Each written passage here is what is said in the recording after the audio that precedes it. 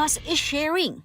Also, Christmas is staying physically and emotionally fit. Manipod personal nga hobby, nagbalinin at tinawen apasalip the 11th Andre and Bonita Doubles and 7th RJ Singles Badminton Tournament iti ili ti danglas tunggal umadanin ti Paskwa. Itaatawen, buklen ti 54 a players manipod kadagiti 7 a barangay iti ili ti tournament. May sa atim ti kada barangay, idinto 2 atim ti nagtaod iti barangay kaupasan.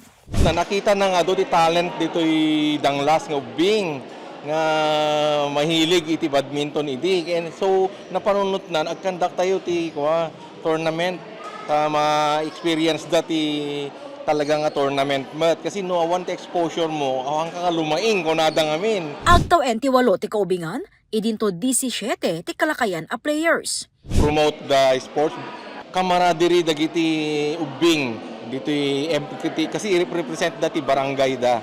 But tatanga tawen we limited to elementary and high school students. We would like to focus kadagito'y agdadamong ubing talaga. Kada kita mi ngamin narod kas konak nga adoti mga baabak kanyada iti provincial meet.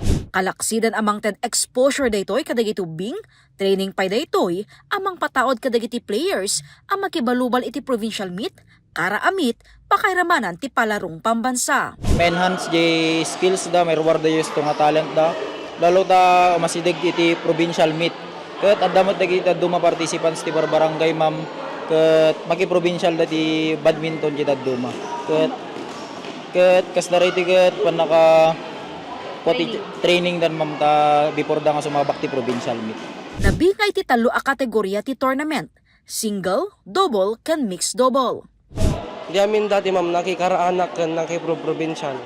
Simalin nakta kaya kung ma-enhance the skill ko ti panaggayahan ti badminton. Kalaksidan ti libre amakan ken medals, adamated a cash prize kadagiti mga bak. Tawen 2014 idinarugyan ti badminton tournament, ken nagbalinan aparte ti sports development iti LGU Danglas, amang tulong amang asa, ti talento dagiti agtutubo iti Danglas.